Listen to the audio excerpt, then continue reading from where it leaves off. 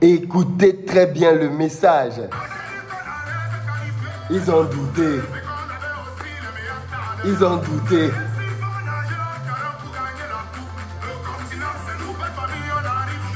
Nigeria, Nigeria, on arrive. Nigeria, Nigeria. Eh oui, les Lions indomptables arrivent à Abidjan. Le prochain match opposant le Cameroun au Nigeria se tiendra à Abidjan, à la Félicia, au plateau, à côté là. Et on va aller pousser parce que maintenant, la vraie compétition commence. Maintenant, le Lion va rugir en one-to-one, en élimination directe. Tu prends un but, tu sors. C'est autre chose. C'est autre chose. C'est une nouvelle compétition et on a hâte d'y être. En tous les cas, allez dire au Nigeria que le Lion arrive. De toute façon, ils nous connaissent déjà, non? Les Nigérians nous connaissent déjà. Ils ont beau être 200 millions. Quand ils rencontrent le Cameroun, ils savent déjà ce qui va se passer. Donc, les amis du Nigeria, préparez-vous. Le match qui arrive samedi là, si les gars jouent comme ils ont joué hier, parce que c'est ça la clé. Si les gars jouent avec la même détermination, l'envie, la foi qu'ils avaient hier, le Nigeria va prendre la porte. Mais s'ils ne jouent pas avec les mêmes ingrédients, on sait tout ce qui va se passer. Les amis, aujourd'hui, je voudrais rendre hommage à la meilleure équipe de football africaine de tous les temps. J'ai nommé le Cameroun. Je sais que certains petits rageux, petits haineux disent l'Égypte. Non, non, non, non. L'Égypte n'est pas la meilleure équipe africaine de tous les temps. Si vous voulez qu'on parle même de statistiques, on peut le vérifier. L'Égypte a gagné 7 CAN, le Cameroun en a gagné 5. Mais je vous rappelle que l'Égypte a gagné ses 2 premières CAN en 57 et en 59. Quand la Coupe d'Afrique des Nations se jouait à 4, les pays africains n'étaient même pas encore indépendants. Donc ça, on ne compte pas. Par contre, depuis les indépendances, l'Égypte a eu 5 CAN et le Cameroun a eu 5 CAN. Mais le Cameroun, c'est quart finaliste de Coupe du Monde. Le Cameroun, c'est finaliste de la Coupe des Confédérations. Le Cameroun, c'est vainqueur de la Champions League. Vainqueur des Jeux Olympiques. Le Cameroun, c'est tellement de stars dans le football. Eto'o, Milan, Kono, Son, Bell, Mboma. Et je pourrais continuer de vous en citer. Tous ont eu des ballons d'or africains. Et surtout, le Cameroun, c'est beaucoup d'émotions.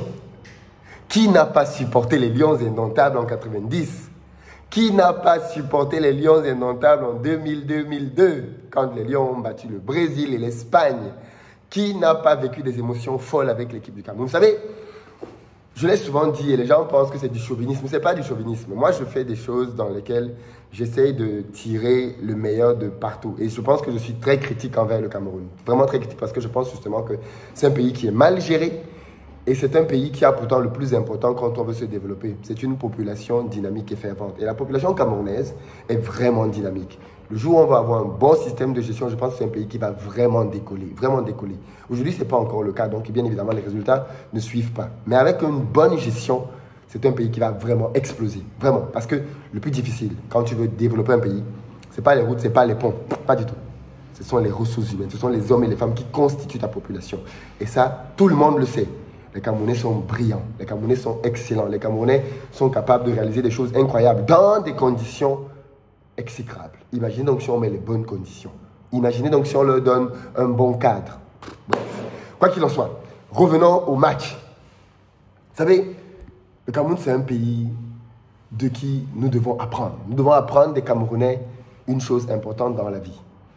C'est que tant que le coup de sifflet final n'est pas sifflé, tu peux encore changer ton histoire. Tu peux encore changer ton histoire et le cours de ta vie. Parce que toi qui regardes cette vidéo en ce moment, tu t'attends peut-être à ce que je ne te parle que du foot et des buts. Non. Les matchs du Cameroun, ce sont des leçons de vie. Et ce qu'on a vécu hier face à la Gambie, c'est vraiment une véritable leçon de vie. Je rappelle que le scénario qu'on a vécu hier, ce n'est pas la première fois que le Cameroun réalise l'impossible. Le Cameroun est tellement maintenant habitué à réaliser ce genre de scénario qu'on pense justement que il n'y a qu'au Cameroun qu'on voit ce genre de choses. Je vous rappelle qu'à la dernière Coupe d'Afrique des Nations, au Cameroun, lors de la demi-finale, parce qu'il faut le dire, le Cameroun, quand le Cameroun a organisé sa Coupe d'Afrique des Nations, le Cameroun n'a perdu aucun match. Le Cameroun est arrivé en demi-finale et a perdu au tir au but en demi-finale face à l'Égypte qui allait en finale. Mais, quand on regarde le match de la 3e place, le Cameroun a joué contre le Burkina Faso. Le Burkina Faso, à la mi-temps, menait 3-0. 3-0, s'il vous plaît. À la deuxième mi-temps, le Cameroun a marqué à la 57e minute avec Stéphane Baoukeng, à la 85e et à la 87e minute avec Vincent Aboubakar. D'ailleurs, si Vincent Aboubakar est de retour pour le match contre le Nigeria, je ne sais pas s'il pourra, je pense qu'il sera limite. Si on passe, il sera peut-être plutôt là pour les demi-finales. Mais on a besoin du meilleur buteur de la CAN en exercice.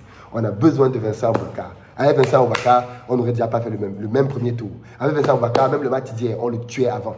On le tuait avant parce qu'il est beaucoup plus clinique. On a beaucoup raté hier et le match est devenu compliqué. Allez demander aux Algériens ce qu'ils pensent du Cameroun. Allez demander au Fennec. On a électrisé le stade. On a refroidi Blida. Je rappelle que l'Algérie n'avait jamais perdu à Blida de toute son histoire.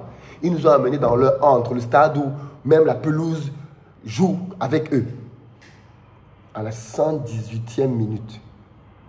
À la 118e minute, l'Algérie a égalisé et était qualifiée. Les Algériens sont sortis du stade, ils ont commencé à fêter dans la ville. À la 124e minute, Karl Toko Ekambi, oui, encore lui, il a électrisé le stade. Cameroun qualifié pour la Coupe du Monde. Mais pendant la Coupe du Monde, il faut se rappeler, Cameroun contre le Brésil, le Cameroun avait besoin d'une victoire pour passer contre le grand Brésil. On se retrouve dans un scénario ubuesque. 90e minute. Le score est toujours de 0-0. Vincent Aboubakar, 92e minute, prend les choses en main et marque un but avec un coup de tête incroyable. Voilà le Cameroun donc, avec 4 points. Et comme si ce n'était pas suffisant, qu'est-ce que l'on retrouve hier face à la Gambie? Le même scénario. Un scénario incroyable. Le Cameroun mène à la 56e. La Gambie égalise. Mais attention, la Gambie mène. À la 86e minute, le Cameroun est mené 2-1 et est éliminé. Allez demander à nos amis ivoiriens. Allez demander à d'autres pays. Allez demander aux Algériens. Ils ont baissé les bras. Ils ont baissé les bras. Et c'est là qu'on s'est rappelé que impossible n'est pas camerounais. Impossible n'est pas camerounais. Et les Camerounais sont allés chercher une hargne dont ils sont les seuls maîtres. Égalisation à la 87e minute et puis délivrance à la 91e minute par Christopher Wu. Qui d'autre peut faire ça? Les amis, tant qu'il y a de la vie, il y a de l'espoir. Peu importe la situation dans laquelle vous êtes aujourd'hui, peu importe par quoi vous passez, le match d'hier doit vous rappeler que tant que le coup de sifflet final n'a pas été donné, vous pouvez encore changer votre situation. Vous cherchez peut-être du travail, vous voulez peut-être améliorer votre situation financière, vous êtes même peut-être malade, je ne sais pas par quoi vous passez. Mais tant qu'il y a de la vie, il y a de l'espoir et vous devez vous battre jusqu'à la dernière seconde pour renverser le cours des choses. Et c'est possible. Et c'est possible. Cette CAN est bien la démonstration que ce ne sont pas les grands noms qui gagnent.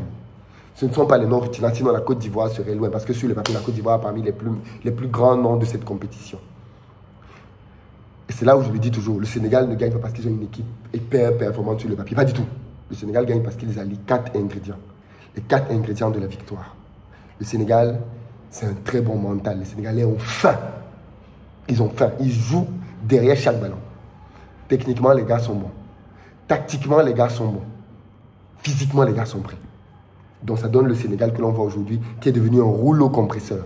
Mais ils n'ont pas des joueurs qui sont exceptionnels. Bon, il y a Sadio Mané, oui, qui est un top player, mais qui a quitté le haut niveau. Et on va le voir. Hein. Riyad Mahrez jouait, c'était un top player. Il jouait à Manchester City.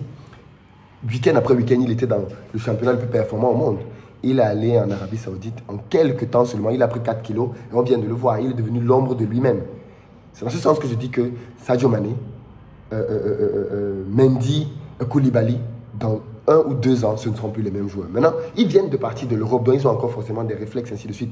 Mais dans 1-2 ans, ces gars-là ne seront plus les mêmes. Ce ne seront plus les mêmes. Ils ne seront plus au même niveau de performance. Et c'est ce que je veux dire quand je dis que le Sénégal n'a pas les tops. Ce n'est pas que ces gars-là ne sont pas des bons joueurs, mais ils ne sont plus dans la compétition quotidienne. Et ça va influer sur leur performance. Dans tous les cas, le Sénégal n'a pas à s'inquiéter parce que même sans eux, le Sénégal peut être performant. On a vu à la Coupe du Monde, cette manière n'était pas là. Les Sénégalais n'ont pas été ridicules. Donc, les amis, le Cameroun arrive. Nigeria, tu es favori. Le Nigeria est favori quand on regarde le premier tour. Ils ont fait 7 points, aucune défaite, ok? Mais le Cameroun arrive. Et les Nigériens savent que c'était le pire scénario possible. Le Nigeria sait que s'il y a une équipe qu'il ne voulait absolument pas rencontrer pendant cette CAN, c'était le Cameroun. Maintenant qu'ils ont dans le Cameroun à l'agenda, ils vont devoir jouer. Ils vont devoir jouer. Mais attention, le Nigeria a une attaque de feu. Osimhen, Iheanacho, Iwobi, Moses. Non, le Nigeria, c'est, attention, en attaque, ça va aller. Si on a les ouvertures comme on a fait hier, là, ça va aller dans tous les sens. On va prendre des buts à gogo. Avec le Nigeria, il va falloir fermer, caténa chaud. Et c'est ici que j'appelle encore Rigobert Song-Barnac. Parce que oui, cette victoire-là, c'est l'arbre qui cache la forêt. Hier encore, Rigobert Song-Barnac est passé à côté. Oui, ce sélectionneur-là est encore passé à côté hier. Il fait un classement inédit dans lequel il veut jouer l'offensive pour gagner le match. Ok, on peut comprendre. Mais avec 1-0, le Cameroun est qualifié. Pourquoi quand ton équipe mène 1-0? Parce qu'il avait fait un 3, je crois que c'était un 3-5-3. Je crois, je suis plus sûr. Hein. Je crois que c'était un 3-4-3 plutôt, pas 5, 3-4-3. Mais très offensif. Et hier, on a vu un Zambo Anguissa qu'on n'avait pas l'habitude de voir. Il a joué son meilleur football hier. Mais il avait à côté de lui 2 gars techniques qui jouaient bien le ballon. Zambo Anguissa a récupéré, il a relayé, il a tout fait hier. Je crois que c'était le match référence de Zambo Anguissa. Et ça, il faut le souligner. Parce que quand on le critique ici, à chaque fois qu'il passe à côté d'un match, quand il joue bien, il faut le souligner. Zambo Anguissa hier, magistral. Magistral. On a retrouvé le Zambo Anguissa de Naples hier. Dans la percussion, dans la récupération, dans les passes fluides, dans l'eau, dans le fait de pousser les joueurs devant. Mais il avait à côté de lui Yongo à gauche et Tchato à droite. Tchato a fait un match moyen hier, il faut le dire, c'était un match moyen. Mais au milieu, il a été présent. Il a été présent. Et les gars avaient une envie débordante. Ils ont tout donné. Et à la fin, ils ont été récompensés. Mais, quand tu mènes dans 1-0, Rigobert Song, tu as fait un système offensif. Ton système offensif a fini par payer, tu mènes 1-0. Rigobert Song, tu réorganises ton équipe. Tu ne laisses plus les gars en 3-5-2 parce que c'est ce système-là qui nous a causé tous les problèmes au moins jusqu'à la fin du match. 3-5-2, dès que tu marques, tu repasses en 4-3-3. Tu repasses en 4-3-3, système que tes joueurs maîtrisent, dans lequel ils ont l'habitude de jouer. Et à partir de là, ils vont pouvoir être performants et aller jusqu'au bout. Tu te donnes les moyens maintenant que tu as donc le score de laisser l'équipe venir et se découvrir pour aller contre-attaquer et marquer. C'est ce que tout technicien stratège aurait fait. Tu laisses l'équipe en déséquilibre alors que tu mènes. Pourquoi? Alors que tu as mis à la base un système déséquilibré dans lequel ta défense était explosée. Bref, les amis, Rigobert Song, une fois de plus, ne m'a pas rassuré. Ce n'est pas la victoire du sélectionneur hier, c'est la victoire du collectif qui a joué à fond avec l'âme, avec la foi. Ils ont tout donné, ils ont obtenu cette victoire. Bravo Lyon, mais le sélectionneur, parce que pareil, contre le Nigeria, on va encore voir un autre classement. Ah, c'est sûr, on va voir un autre classement. Mais si c'est un classement avec des errements tactiques comme ce qu'on a vu là, on va prendre une valise de but. Mais si on joue différemment, on ferme derrière, et que devant les gars sont disciplinés et adroits, parce qu'on a tellement raté hier. Le Cameroun s'est rendu le match compliqué. On a 2 transversales. Le match n'était pas le même.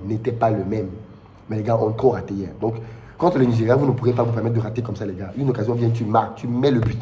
Si vous ratez comme vous avez raté là hier, ça va être compliqué contre le Nigeria. Vraiment, très compliqué. Et c'est pas ce qu'on vous souhaite. Bon, allez les amis, rendez-vous samedi au stade. L'équipe arrive à Abidjan. Ça va être la fête, ça va être la joie. Et bien évidemment, on termine comment ici?